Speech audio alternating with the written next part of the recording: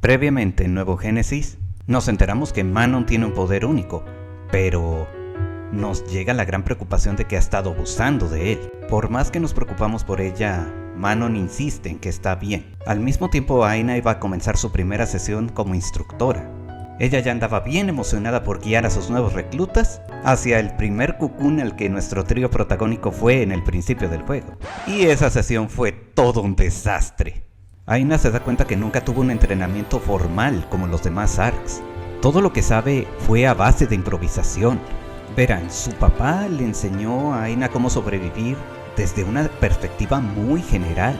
De hecho, Aina aprendió a operar su rifle a base de pura improvisación también, de estarle buscando funciones y todo eso. Ahora que me acuerdo, sus vecinos solo sabían usar clases de contacto. A menos que haya evidencia que dicte lo contrario, nadie sabía usar clases de rango o clases mágicas.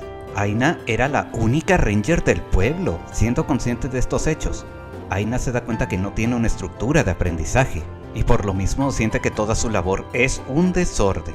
A lo que nosotros respondemos, nunca es mala idea preguntar. Al pensar de tantito, Aina se da cuenta a quién tiene que preguntarle, y resultó ser Mary. Aina la visitó para preguntarle cómo ella y sus hermanos aprendieron a pelear, y además se pusieron al día.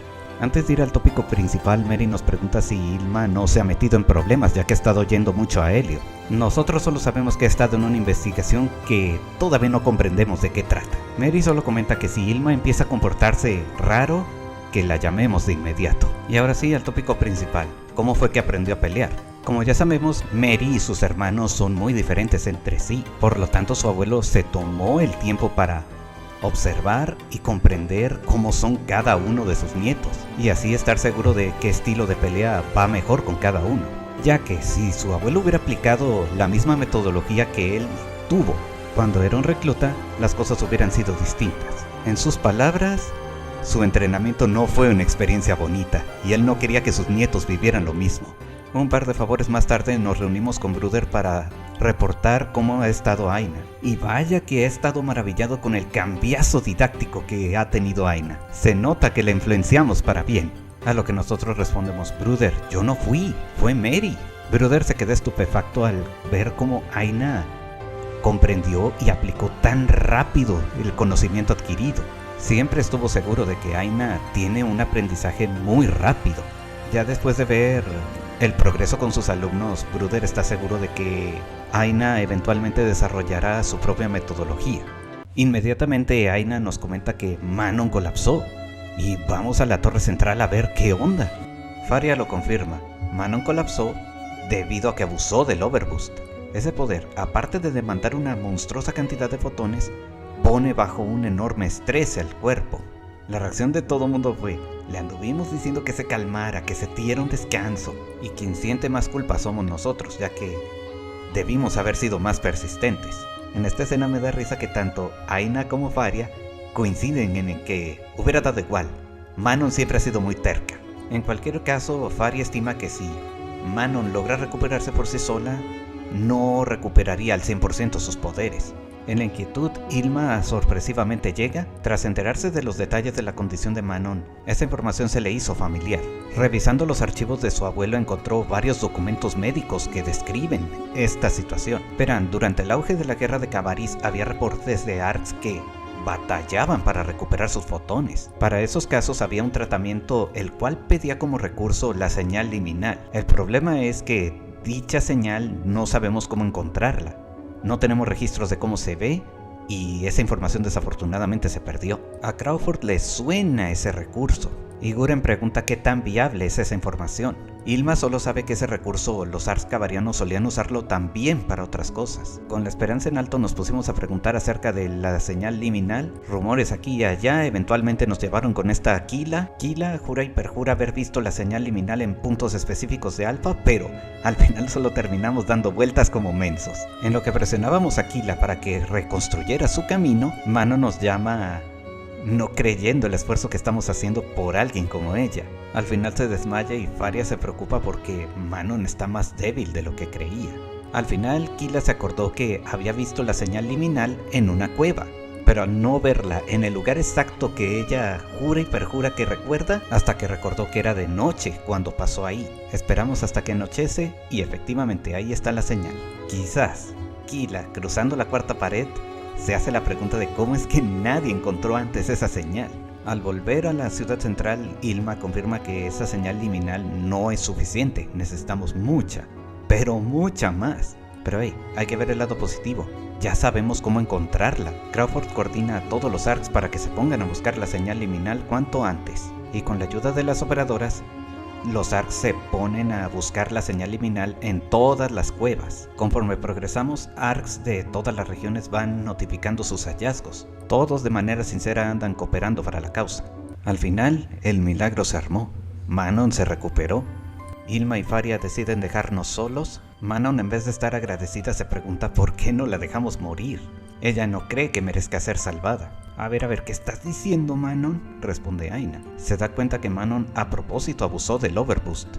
Manon no lo niega y no se arrepiente de ello. Ella cree que con su muerte enmendaría sus pecados de cuando estaba infiltrada, por la gente que indirectamente dañó. «Ah, ¿cómo te encanta hacer el ridículo, mujer?», responde Aina. «Nadie te odia. Si no fuera por ti, los ARCs no andaríamos como estamos ahorita. Es gracias a ti que todos estamos más unidos que nunca. Por un Darker, ¿por qué no puedes ver eso?». «Dices eso solo porque eres mi amiga de toda la vida», responde Manon. «Pero fuera de nuestro círculo, todo mundo me odia». A lo que nosotros respondemos: ¿de qué estás hablando? Todo mundo se voluntarió por ti. Y no estamos bromeando. Mira, si pausan el video si quieren, en esta parte pueden ver a los ARCs de Aelio, Retem, los expedicionarios de Cavaris y la vanguardia de Stía. Todo mundo cooperó por ti, Manon. Manon persiste en que no merece ser salvada, ya que ella se infiltró y nos observó como si fuéramos ratas de laboratorio. Y nosotros respondemos: eso ya quedó en el pasado. Ahora eres Manon de Alpha. Tú nunca fuiste una traidora. Y lo serías si hubieras muerto por tus propias manos. Inmediatamente Manon cae en lágrimas al darse cuenta de lo estúpida que estaba haciendo, incapaz de comprender cómo pudo ser tan ciega con todas las personas que la rodean. Ya después de dejar que se desahogue, nosotros le dejamos en claro a Manon que todo el mundo está al pendiente por ti. Ahí andan con la incertidumbre de si el tratamiento funcionó o no. Manon, al ver las reacciones sinceras de todos los ARCs, reafirma sus ganas de vivir. Las porras no faltaron definitivamente. Días más tarde vemos a Manon ya recuperada platicando con su compañera. Resulta que cuando Manon colapsó, ella fue quien la llevó a la ciudad central, y aparte la estuvo visitando durante su coma. Tras confirmar su estatus, Manon quiere hablar con nosotros antes de irnos. Ella se dio cuenta que, debido a que toda su vida vivió en Lesiel, y sabiendo cómo eran los lesielianos, se dio cuenta que antes de su misión en Alpha, ella no sabía cómo socializar. Hay muchas cosas que definitivamente no comprende de la vida, y por lo mismo, está segura de que en cualquier momento va a volver a cometer otra locura, y nos pide el favor que, si en cualquier momento vuelve a ponerse terca, hablemos con ella sin dudarlo. Y bueno, hasta aquí llegamos con el capítulo. Hablando ya en rasgos generales del sexto capítulo en sí, la primera parte la consideraría una perfecta introducción a los Starless. La segunda fue más una actualización de mini episodios, pero aún así la información estuvo buena. Ya hablando de la segunda mitad como tal, flaqueó en comparación con la primera. Estoy siendo muy honesto en ese aspecto. Ya para finalizar en torno a este capítulo, y entrando al terreno de los memes, el comportamiento de Manon a lo largo del sexto capítulo me recordó bastante a Goop, el villano de La Familia del Futuro. Verán, Goop en esa película tuvo un fracaso y nunca supo seguir adelante. Por más que pasaba el tiempo, y a pesar de que todos le echaban ánimos, Goop no se quitaba la idea de que todos lo odiaban. En el caso de Manon, ella no puede superar la culpa de sus días como infiltrada. De que pudo haber habido gente que la odiara, quizás la hubo, pero Manon exageró bastante la idea. Y bueno, ustedes ya comprenderán el paralelismo. Y ya para finalizar, me gustaría comentar una reflexión. Pase lo que pase, independientemente si me llaman fanboy o no, eso ya es a su criterio. En fin, lo que yo considero es que estos últimos 6 meses han sido un periodo de transición. ¿Por qué lo digo?, se andarán preguntando. ¿Recuerdan cómo comenté en el final de temporada que Hamasaki, el director, posiblemente ha estado fuera desde la salida de Stía? Estoy un 95% seguro de eso, debido a que la calidad en general del juego ha estado yendo para arriba. Claro, la historia todavía tiene mucho que hacer, pero Nuevo Genesis ahora mismo está en un estado decente. comparado a sus primeros 2 años. Y recordando cómo en la quinta temporada, que empezó muy mal, pero apenas salió Omega Lucer, se recuperó enormemente, todo debido a que alguien más se hizo cargo. Ya recordándoles el patrón, mi sospecha es que desde la salida de Stía hasta ahorita, todo este año ha sido un periodo de transición. Sea quien sea el nuevo director, de una cosa estoy seguro: cuando tomó el cargo, lo primero que dijo fue: ok, ¿cómo vamos a resolver el despapalle que el idiota de Hamasaki dejó?